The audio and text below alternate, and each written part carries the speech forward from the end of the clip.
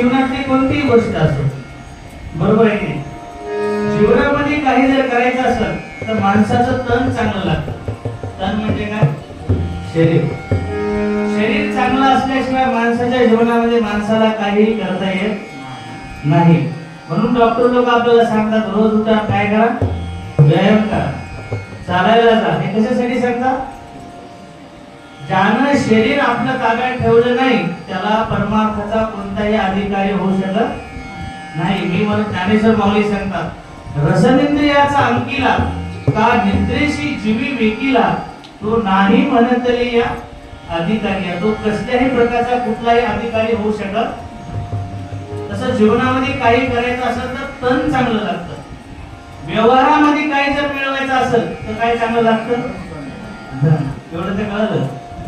आणि परमार्थामध्ये जर काही मिळवायचं असेल तर आपलं मन चांगलं लागतं. बरोबर आहे की नाही? शरीराचा प्रत्येक एक एक दिवस आपल्याला दिलेले देवानं त्याचा एक एक मिनिटाचा वापर कसा करायचा आणि दुनिया आता सध्या काय करत आहे हे कबीरदास महाराजांनी त्या काळामध्ये कमाल महाराजाला सांगलेला हा अभंग आहे. एकदा वेळ वाया गेली की माणसाच्या जीवनामध्ये माणसाचं काय होत नाही, नामचिंतन होतच नाही आणि देव सुद्धा प्राप्ती होत नाही माणसाला. ज्या माणसानं तरुण वयामध्ये देवाचं चिंतन केलं नाही त्या माणसाला मरताना पशु कुळामध्ये जन्म घ्यावा लागतो. ज्ञानेश्वर महाराजांनी सांगितलेलं आहे, पशु कुळामध्ये ज्यांनी तरुण वयात नामचिंतन केलं नाही. परमार्थ हा म्हातारपणी करण्याचा विषय नाही.